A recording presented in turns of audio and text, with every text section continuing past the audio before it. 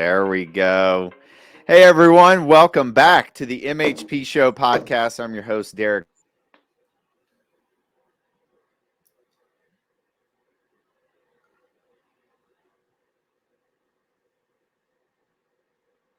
It says LinkedIn doesn't allow. It says that it's live right now. Okay, whatever. Well, I think we're live. Let's see.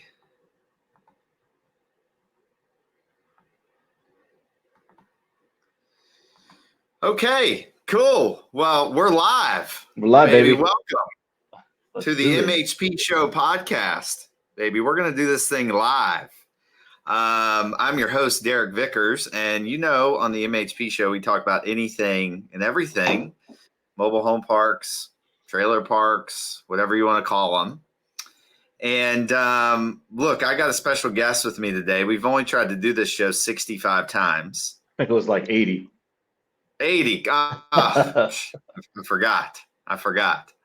But I got Mr. Eden Markowitz with Madison SPECS with me today. How you doing, man? What's up, buddy? Good to be here. We're finally made it happen. A lot of glitches and scheduling and everything, but we are here. We're live.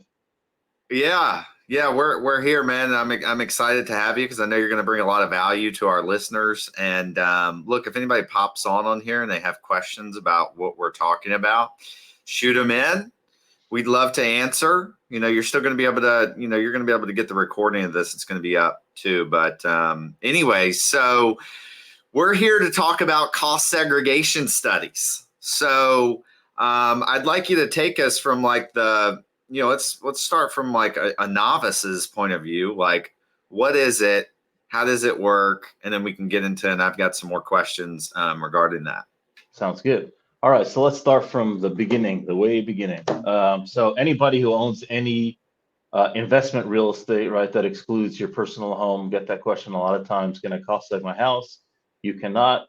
There's situations where you're renting out rooms or Airbnb-ing where maybe there's certain exceptions, but any investment real estate can be depreciated, right? That's the key word here that we're going to be saying probably 5,000 times.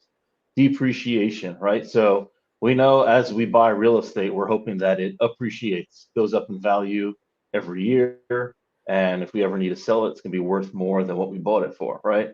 At the same time that it's appreciating, going up in value, the IRS gives us certain tax benefits called depreciation, right? Which means things are going to happen to your property, whatever type of property we're talking about here, mobile home park, single family houses, office buildings, whatever you got, things are going to need to be replaced, right? Roofs, landscaping, fences, things happen, man. We're in storm season here, and I had a bunch of properties here in Dallas where just complete fences broke down. We had flooding. We had ice storms this year. So things happen and things need to be replaced. So IRS understands that, and they give us certain tax benefits so we can depreciate our property, which means we get a tax deduction every year on our tax return to be used against certain profits that we're making to lower our tax liability. So that's what depreciation is. Any investment real estate, you're allowed to take tax deductions every year against income that you're earning, right? So on residential property, that is 27 and a half years depreciation schedule. And on commercial property, it is 39 years. So in order to calculate that, you first need to determine the value of the raw land, right? What is just the land itself with nothing on it, no improvements to the land, no structures or anything? What is the land worth, right? So that is not depreciable, right? Because the land, even if the entire property burnt down and there's nothing left, you still have the land, right? So the land is not going down in its condition. So the IRS says, hey, you can't depreciate that, right? So the first thing to understand is what is the value of your land, right? Once you can establish what the value of your land is, I'm sure we'll get into this question later on, how to determine what your land value is. Once you deduct that from the total amount that you've paid for the property, not what it's worth, what you paid for the property, that is your depreciable basis, right? So let's just use $1 million and let's assume your land is worth 115%, 150,000. 850,000 is your depreciable basis, right? So now if it's a residential property, you divide that by 27 and a half, and that's your deduction every year. Commercial property, 39 years, 850 divided by 39 would be how much you get as a deduction every year. So that's what we call straight line depreciation, right? No magic, no fancy things going on here. Hopefully everyone has a CPA that knows what's going on, knows that you have the real estate. You got to let them know that you bought a piece of property, and they are able to start depreciating that property from the year that it's placed in service, right? So you buy a property, as long as it's ready for its intended use, it's completely built out, it's ready to be rented or whatever you're using it for, that's when your depreciation starts, and then the time starts ticking for your 27 and a half for 30 years. So that's what we call straight line depreciation. Before we get into, we haven't talked about cost seg yet. That's just pre-cost seg basics to understand cost seg depreciation. And then so like in that example, if you would take that total depreciable amount and divide that over 27 years, and that's what you get to take 27 every and a half, year. yeah. Yep. 27 and a half years. Yep. Okay. Got it. Yep, that's the basics. So now we can get into higher level stuff and trying to accelerate that, right? So there are certain parts of every single property that can be accelerated, right?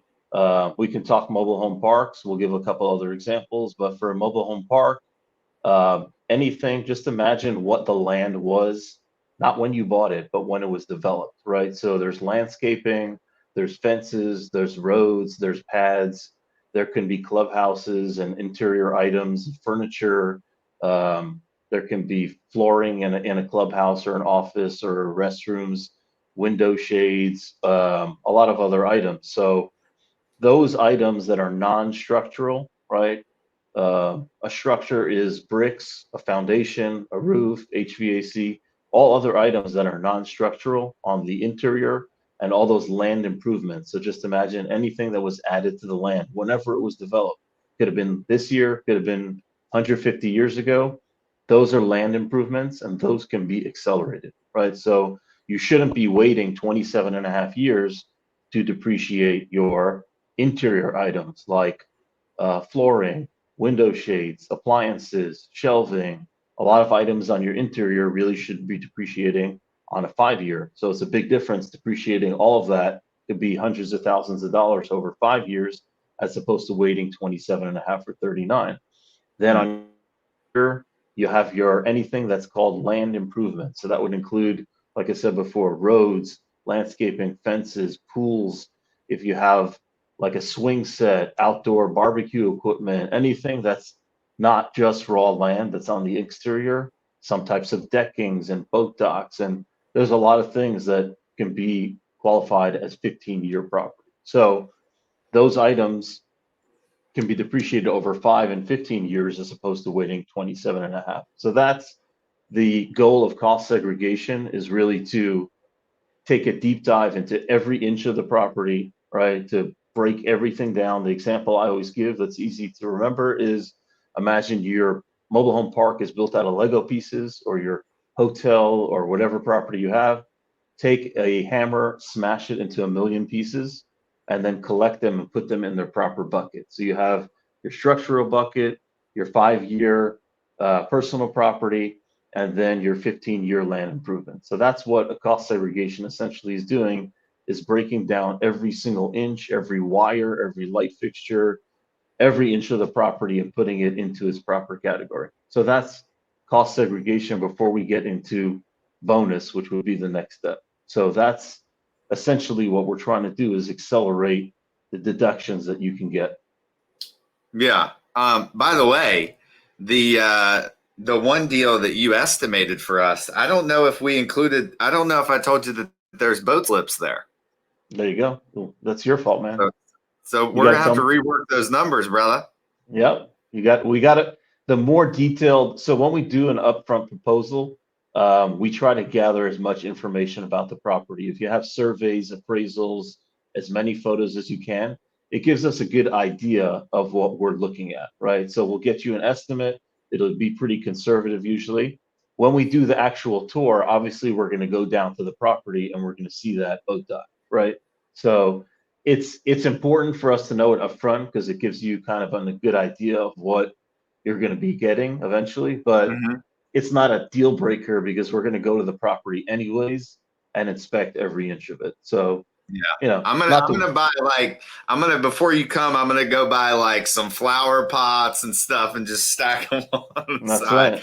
I'm gonna try and get as much as I can. That's right. And Mark's got a question, and we'll get to some more questions. But aloha, Mark from Hawaii. It's What's up?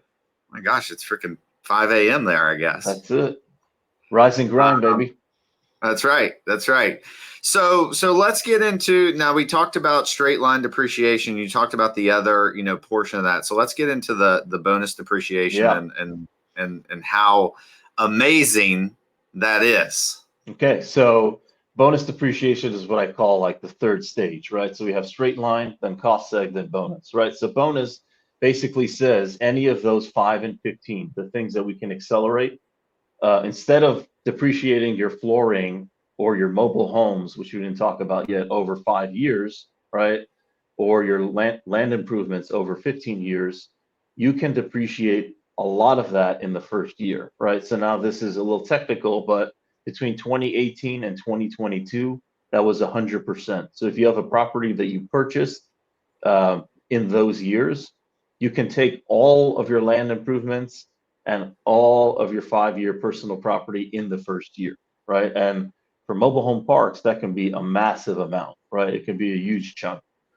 So currently, where we sit right now, we're in 2024. It's at 60% bonus. So if you bought a property or property this year, it's going to be 60% of all of your 5 and 15-year property can be taken in the first year, and the rest of that 40 that you can't will be spread out over the next 5 and 15 years, respectively. Last year, 2023, was 80%. And like I said before, 2018 through 2022 was 100%. So that's obviously game changer, right? Cost segregation is amazing. Bonus depreciation is freaking amazing, right? It's accelerates it so much more that if you're needing these massive deductions in that first year, you can suck out so much more, right out the bat. Yeah, yeah, and it's great because we got an estimate on a deal that we're doing and currently doing right now is that the total amount of equity on this deal I think was 1.5 1.6 million, and the investors are going to get to realize almost $1 million Mm-hmm. of bonus depreciation in the first year. So this is freaking huge. Yep. Yeah. Like, It's insane. And then, I mean, there's a lot of scenarios where I know in the mobile home park space, RV park space, where, investors are a lot of times negotiating with mom and pops, right? And they're doing seller finance terms. It's very popular, obviously, in this space. Um, I know a lot of people who are putting zero down or very low down, right? Smaller guys or, you know, smaller groups. They're not taking on a ton of investors.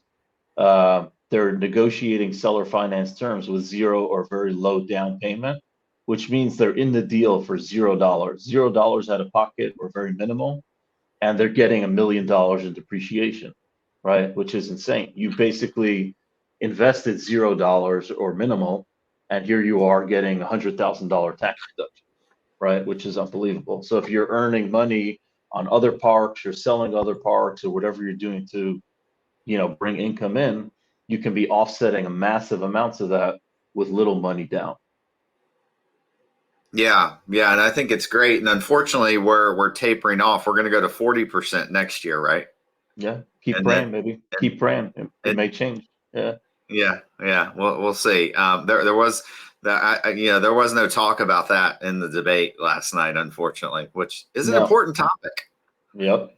Yeah, there was It, no talk about it. I mean, right now, from what I'm hearing, we're not expecting anything to happen like today. It's not happening. Back in February, March, it was like, oh, this is looking good. It passed the House, it may pass the Senate, and then things kind of just put on hold, and we're just waiting to see. Probably just depending on elections, what's going to happen. So we'll see. I mean, in the end of the day, 60% is still pretty good. 40%, is still good too. I mean, even if Yeah. you didn't have any bonus depreciation, I can show you numbers, and even pre any bonus, cost segregation still makes sense in a lot of cases. We've become spoiled by the 100%, 80% that it's tough to wean ourselves off of it. True. It's very true. And like I remember the first deal we did a cost seg with you guys actually. And I got my K1 and I'm like, whoa, like this is awesome. My business partner was like, hey, you're going to get addicted to this. And I was like, yeah, it's pretty sweet. Right. Now, obviously, I mean, you have to recapture the depreciation when you sell. So talk about that. Like it's really just a deferral thing. It's great, but you still have Correct. to recapture that depreciation upon the dispo of that asset. Yeah, so everyone always asks me, if I'm going to sell the property in 1 year, 2 years, 3 years, what's the sweet spot? When should I, yes, do cost seg, when should I not? We usually say 3 to 5 year hold. It makes a lot of sense. If you're going to sell it next year, maybe it doesn't make sense. I've had scenarios where I've done cost segregations for people who literally were selling the property like the next month. They bought a whole bunch and they needed to pay down their loan, and their CPA advised them that just because of their tax liability for that year, it made sense to do the cost seg and then just pay back the recapture the next tax year. So there's no one answer to does it make sense. I would say what's very important is having a good CPA who's very focused, if not entirely focused on real estate. There's a lot of good ones out there. I'm sure you know some, I know some. It's key component of setting yourself up for success long term with tax planning. I mean, that this is could be a deal breaker for whether you're successful or not in real estate, how you handle your taxes, right? We want to make a lot of money, but we don't want to give away 40, 50% of the money that we're making. So it's very important to have a good CPA. And I also recommend like a tax strategist, right? So not just somebody who's going to file your return, but somebody who's going to actually strategize with you, work on not just cost segregation, but there's tons of other tax tools out there that can help you be the most successful that you can be and keep all that hard earned money in your pocket instead of giving it to the IRS. So in terms of recapture, yes, it's a deferral and it will have to be paid back. The ways that we can kind of get around that are doing a 1031 exchange. So if you 1031 into another bigger property, you're kind of just deferring it again, right? So instead of paying back the recapture, you're basically deferring that into property number two, which will obviously lower the basis of depreciation on property number two. So you'll just have less depreciation because you're just deferred your recapture. And then the other option is if you don't do a 1031 because you had partners or whatever, now you're doing it on your own, you can do another cost seg on another property to offset the recapture from your first cost seg, right? So those are, two of, there's potentially other options on how to mitigate those, recapture fees. But yes, there will be, either 25% or at your tax bracket recapture fee. And my philosophy is be smart, have we gotta plan for today. We also have to plan for next year or 3 years from now. That's why having a good tax strategist and being on top of your game is important. So just know, what's going to be in 2, 3, 5 years from now. I mean, we can't always know. You may get an incredible offer on a park that you can't refuse, and you need to sell it, and you just did a cost seg a year ago. So that those situations arise, but try to be, to your best ability, properly equipped to, know that in 5 years from now, I'm going to have this recapture coming back. And, I always say, if someone offered you, Derek, right now, $500,000 interest-free loan for the next 5 years, right? You'd probably take it, right? Probably. So probably, right. You hesitated a little bit there. No, I mean, I would. I Okay, would. there you go. 'Cause There you go. I can multiply that money. That's right. So the goal is, and the concept here is, yes, you will have to pay it back, but right, they're giving you essentially a loan for free that, yes, you'll have to pay back eventually. But in the meantime, what could you do with that $500,000, let's say, that you saved in taxes to the IRS? You can go out and buy yourself 2 or 3 more parks, do cost seg on those and rinse and repeat. So, that's the way I look at it. I mean, there are people that are, less aggressive and, have never done cost seg before and are hesitant. But, to me, it's almost a no-brainer if you need the deductions. Obviously, if you have no income for whatever reason, or you have other ways of writing off all your income, then you don't just do cost seg for the fun of it. I know people want to call me and hang out with me and sign deals with us, but we're not going to recommend you do a cost seg study unless there's actual income that you need to write off, right? So the first question I always ask people if I'm at a conference or whatever, I say, who do you use for cost seg? And they say, oh, what's cost seg? The next question I ask is, do you pay taxes, right? And if the answer is yes, then we can start the conversation, right? So if someone says no, I don't pay taxes, either because I'm not making any money or because I have other strategies besides for cost seg to mitigate all my taxes, then that's a different story too. So that's how I start a conversation usually. Yeah, and I'm sure you probably like jar people a little bit. Do you pay taxes? They're like, oh, what do you are you trying like what are you trying to get at here? I'm not the IRS. I definitely do not work for the IRS. Yeah, you should ask that question and have a shirt on that says not the IRS and just says like to make everyone feel safe around you. That's right. The one thing I was going to talk about, because I know, in the mobile home park industry, a lot of times we're buying from mom and pop, so their basis is low, and we're going to get reassessed on a property tax basis when we close on the property. And like a deal that we buy in Florida, I mean, the property taxes could, double, triple, quadruple, maybe in some rare cases, but they're going to double or triple for sure. And some people have strategies to reallocate, land value, home value, and all this stuff on the contract, so their reassessment isn't hit as hard. So how does that tie in with a cost seg, and how can you make those work together? Because I know if you allocate differently, like it can mess things up, but just talk about that a little bit. Oh yeah, we could talk for an hour about this, but I'll try to give you the 5-minute version on it. So there's many different scenarios where sometimes it's the seller. If it's a savvy seller, I'm dealing with a whole bunch of them right now in RV parks, where the sellers are trying to mitigate their taxes and allocate differently. They want a lot heavy allocation to goodwill and to other items as opposed to the land and the land improvements, just because their CPA is pretty savvy and they're trying to leverage, as much as possible for their client, the seller, to pay less taxes, right?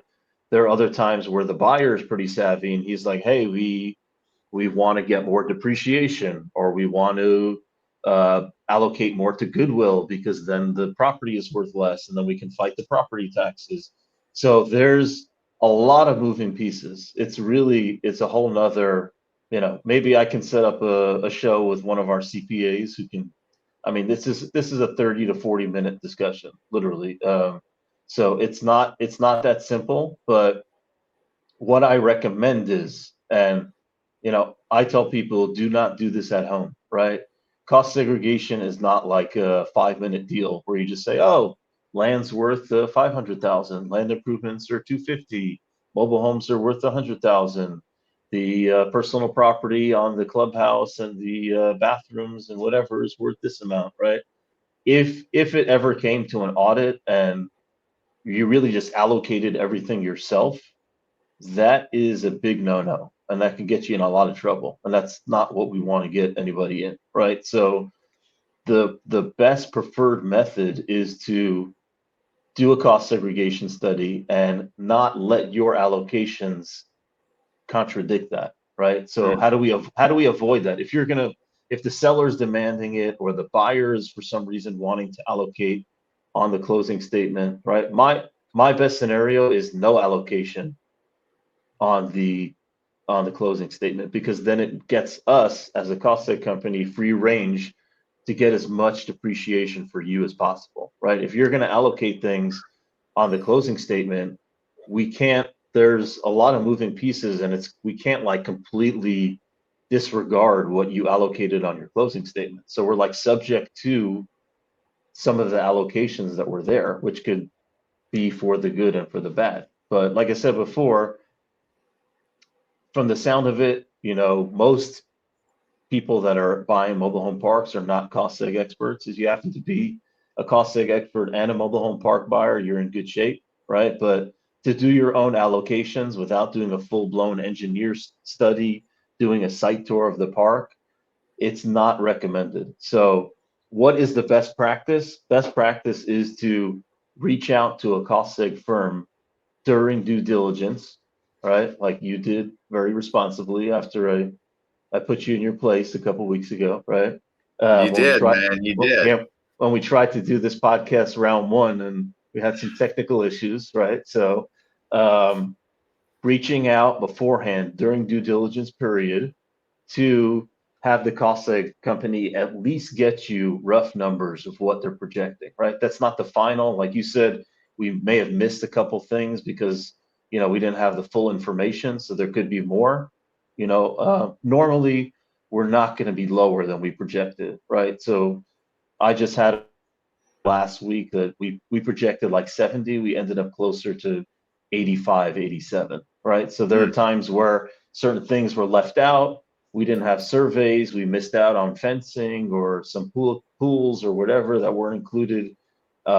We try to do our best to do as much due diligence on the proposal as possible, but things could be missed, right? So the best way to do it is at least get a proposal before the closing, before any hard allocations. You can always do an allocation on your initial contract with the seller and then amend that later on. Say, hey, we reached out to this cost seg company. This is what they're showing as the land improvements in the personal property. We need to kind of adjust a couple things on the final closing state, right? And then you at least have a good idea, and we're going to be pretty close to what the cost seg study is projected to be, right? Best case scenario, and this isn't, it's a little complex. You can do the cost seg study before you close on the property, right? Hmm. So you give us a month beforehand, before you're scheduled to close. You pay half the fee up front. We can try to negotiate something because you're at a little bit of risk, because if the deal doesn't close, you're out of a few $1,000 for paying for the retainer fee for the cost seg study. But if you get a hard final cost seg study before the closing, then that's case closed, right? Those are going to be your numbers for your 5 and your 15 year, and your 27 and a half years. Like that's case closed. You can allocate that on the closing statement, and boom, like everything's kosher and done. So that would be an ideal situation. Most don't do it, but if possible, and you're willing to throw down a couple $1,000, um, it's ideal to do that. Hmm. Hmm. Interesting. Interesting. Yeah, and you said ideally though, you like what you like to see is if there is no allocations on the contract. I mean, for me personally, yes, right? Because Yeah. that gives us free range to be unbiased here and just come in and do what we do and give our full opinion, right? If someone's telling us that, this and this and this are worth this amount, right? And it's on the closing statement, it's a little bit risky, because then you're kind of like trying to straddle two worlds, right? You're trying to depreciate as much as you can, but you're also allocating a lot more to, let's say, goodwill or whatever you are, in order to mitigate, property taxes or whatnot. So it could get you in trouble if you're kind of just doing a little bit of everything and mixing these things together. I wanted to talk about, I don't know if we were going to mention this. I think last time we talked a little about goodwill, right? So I'm dealing with a lot of goodwill issues right now, and it's something that we, as a cost seg company, cannot determine goodwill, right? Goodwill is the name, the brand of the company, and how much that's worth. Um, I had a deal this week where it was like a $3 million park, and the sellers were trying to say that the goodwill was like 1.5 million, right? And I'm like, I don't know. I mean, it's not a Hilton, right? We're not talking about a Hilton with a brand name. It's a mobile home park. Maybe Tony's mobile home park, and everybody knows Tony, and he's the guy, Yeah. and they all, Hey, this thing's been around for 50 years, man. This is yeah, a lot that's of right. goodwill. And That's right. But I'm not an expert on allocating that, but I think figuring out a way to properly allocate, if you're going to have to allocate goodwill, figure out something that's reasonable. Not 40 to 50% of your purchase price is goodwill, right? And just so you, the investor, knows, goodwill depreciates over 15 years, but you cannot bonus depreciate it. So it's Okay. 15 years, but you cannot, normally anything 15 years and under can be bonus depreciated. You cannot bonus depreciate goodwill. So it's still faster than your 27 and a half, right? It's almost, you're going to get it 50% faster than your structures, your buildings, but you cannot bonus depreciate it. Interesting. I didn't know that. So I think Mark had a question here on which type of properties are most suitable for cost segregation studies. Ooh, okay. I thought we were going to get to that. Okay, so my favorite, right? I'm not just saying this because I'm on Derek's show and most listeners out there are considering or are invested already in mobile home parks. Of the best properties are mobile home parks and RV parks, right? And the reason for that is because we almost have, besides for if you have clubhouses or laundry buildings or whatnot, there's not a lot of structure, right? So it's a lot of land improvements, right? If you're paying $1 million for a mobile home park, let's say there's 0 park-owned homes. Why are you paying $1 million for it? There's a little bit of goodwill, but most of what you're paying for is the land improvements, right? The roads, the landscaping, fences, the pads. Majority of what you're giving your dollars to that seller for are for the land improvements. The land improvements can be accelerated, right? They're not structural. So on the low end, if you have a bunch of offices or you have, like I said, laundry room, shower facilities, restrooms, the more buildings, the actual percentages of your cost seg go down, right? So not to say don't buy a park that has amenities and whatnot, it just will bring the percentages down because you have more structure. So if you have a building and a roof and the HVAC and the foundation and the drywall and all that kind of stuff, we can't accelerate that. So a bare park with absolutely no buildings on it can get upwards of 90 something percent of the purchase price less the land in bonus depreciation, right?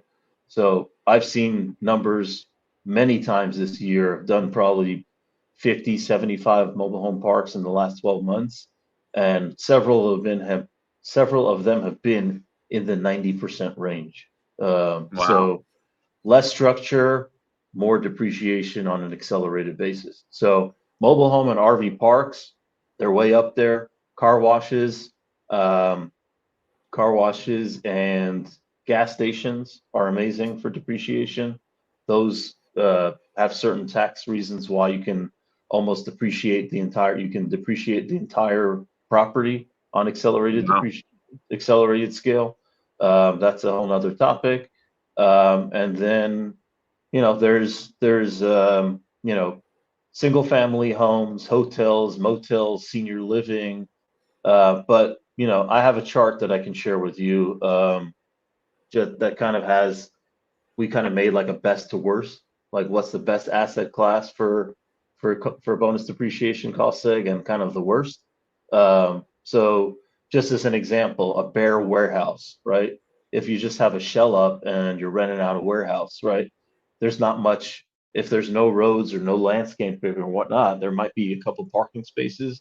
But if you just have a shell of a warehouse, there's not a ton of depreciation to be taken because it's all structure, right? But if you have, let's say, a self-storage property, which is not the best asset class for cost seg, but we do tons of self-storage because you have the roads that are leading up to the storage units, you have fencing, you have outdoor lighting. There's a lot of components, but self-storage is kind of on the lower end because there's no interior items, it's a lot of structure. So I hope that answered your question. Mobile home parks, 50 to 90% roughly, somewhere in that range, depending on the structures. Your average multifamily or single family, like short-term rental or long-term rentals, they're somewhere between 20 to 30%. So you're 2 to 4xing your dollar for dollar depreciation on a mobile home park as opposed to single family or multifamily. Yeah, that's what that was gonna be my next question as far as multifamily, but you answered that. I mean, this is, one thing that I try to talk to, when I talk to investors, I'm like, guys, especially ones that, people that understand the asset class, they know what we just talked about. But newer investors that haven't invested in mobile home parks before, I mean, this is freaking huge, Well, right? let me tell you one thing that I've heard probably 50 times at this point. I've talked to new and pretty seasoned mobile home park investors that have told me, oh, I asked my CPA about cost seg for my mobile home park, and they told me you can't do a cost seg study on a mobile home park because Get a new accountant. it's just land, right? It's just land. And I'm like, wow, respectfully, you couldn't be more wrong than that. Like you Get said, a new either, accountant. yeah, get a new accountant or give me your accountant's phone number. Let's have a chat. I want to hear what he has to say. I'll tell him my point. I'll show him the 500 studies that we've done this year alone in mobile home parks and how we're saving our clients tons of money. And people make mistakes. People are uneducated sometimes, but there's a lot of people out there that don't know about this, especially in mobile home parks where you really need to know about this. So, my passion is helping people save more money, right? We work hard. We're trying to support our families. We're giving money to charities, to our churches or synagogues, whatever. We're helping sick people out. We want to give back to our communities. We want to give our kids good lives, right? Why not save more money and be able to give to those things, go on a vacation or whatnot, and use cost segregation as a way to help you achieve those goals? So there is education and uninformed people out there, and this is really important to know, especially for mobile home parks and all of real estate in general. I mean, a lot of people don't know about cost segregation. I mean, I personally have been investing in real estate for about 7 years.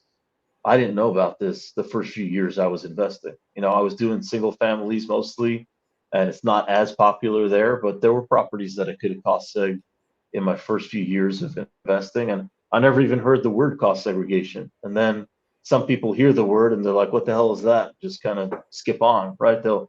I mean, if you're listening to this podcast, you didn't skip it already, right? But you may have seen your friends and may have seen the topic cost segregation with Eden and Derek and just said, oh, that's just some boring crap. We're just going to skip over this episode. But, to me, this is, whether it's me or someone else talking about it, this is an episode you need to listen to and send to your friends. Yeah, for sure. And like it's super, super important because I didn't really understand. I knew there was a lot of tax benefits to real estate, but until I got into it and actually learned about cost segs, like, oh wow, like this is huge. And it's another strategy you can use. Like it may, because we were looking at selling some deals last year and it's a syndication.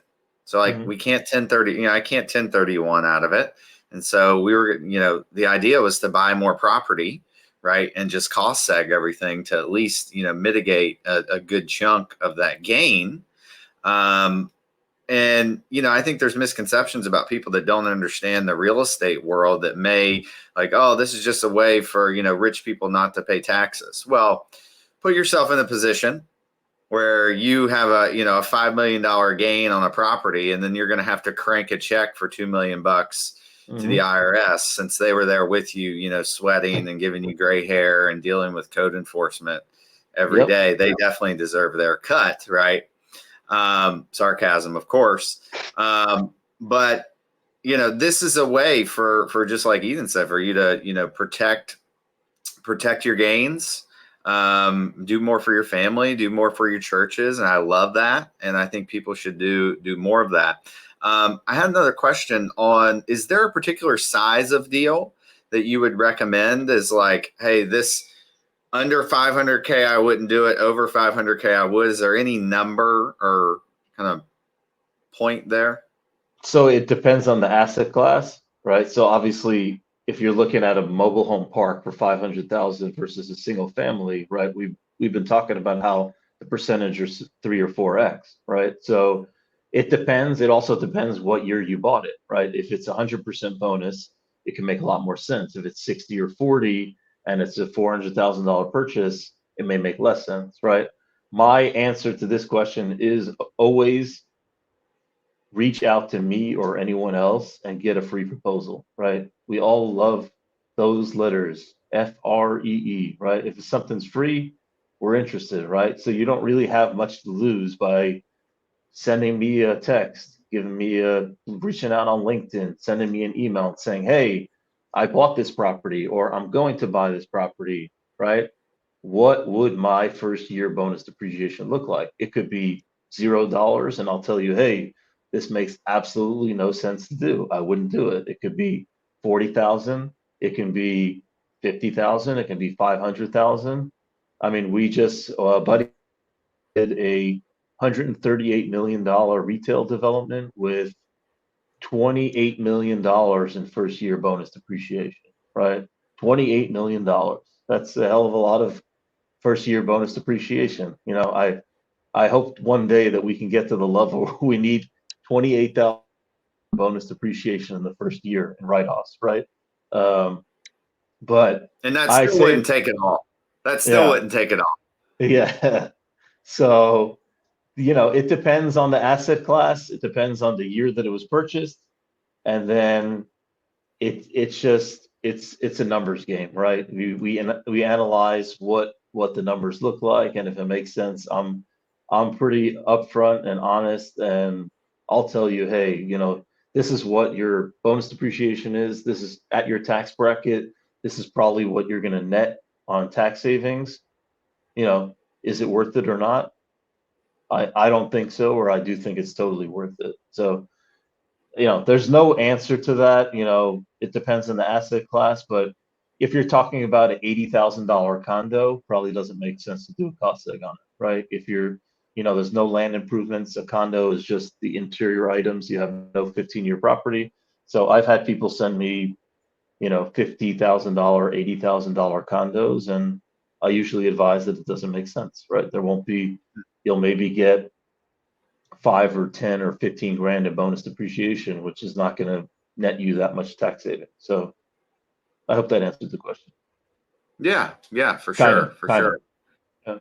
Yeah, I mean it does, and I mean I know this topic can get pretty deep, and we could probably talk about it forever. But I want to give you a chance to kind of if people want to learn more about cost segregation studies, obviously they can listen to this episode. But how can they reach out to you to get a free quote if you have a property that you just purchased, whatever it is? I highly recommend that you give Eden a shout because he got me numbers back very quick.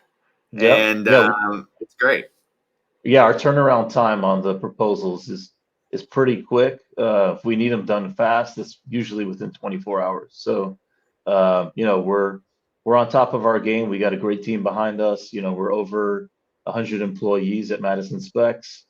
We have great engineers, great CPAs, a great staff behind us, and we're here to take care of you, maximize your tax benefits, provide great service, great communication, and just be there for you every step of the way. I have people telling me their CPA doesn't understand this. Can you get on a call with your CPA and their CPA, an hour-long Zoom meeting?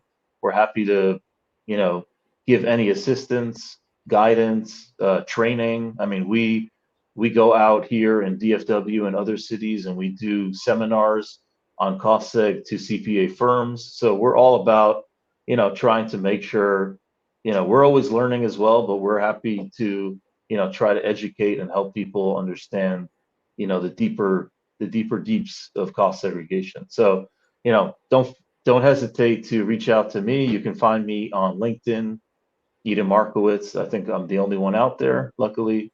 Eden Markowitz on LinkedIn, Markowitz at madisonspecs.com. Facebook also, I believe I'm the only Eden Markowitz. I'm pretty active on Facebook. So you can find me Eden Markowitz on Facebook as well. And my phone number, if you want to call me or text me, 718-710-9964. I hope I don't regret that, sharing it out there. But I'm available to chat and strategize whenever you guys are ready. Dude, Eden, I appreciate you, man. I'm glad we finally freaking got to do this after, I think I thought 63 tries and you said 80. So 81, baby. 81, we got it done. It's not So, over. anyways, You may press like the end button here and it's just going to be like, oh, it failed to record. well, I'm Let's not keep our sure what fingers this is going crossed. to do after we went live. I know it's up and posted, so it will be Okay. there. Yes. But yeah, we'll see how that works. But thank you all for tuning into the MHP Show podcast. This will release on Monday, and it's it's already posted on social media, so you can go check it out. I may start doing more of these live because it's fun. We get some questions coming in, and it puts my guests on edge because they're like, Oh, "Damn, man. I'm live, so I can't screw anything up." I'm shaking. No, just I'm kidding. still shaking. Still shaking. Yeah. Some people probably would. Like I've had people like, hey, like, can you delete that off your, this part that I said? And I'm Mhm. like, me personally, I don't think it's that big of a deal, but I probably said some rather wild things on here before. I know I have, but Mhm. it is what it is. So Just anyways, you and your raw self, man. Be yourself. yeah. Yeah, I'm with you, man. Well, thank you all for tuning in to the MHP Show. Please like and subscribe, and we will see you all next week. Peace. Peace.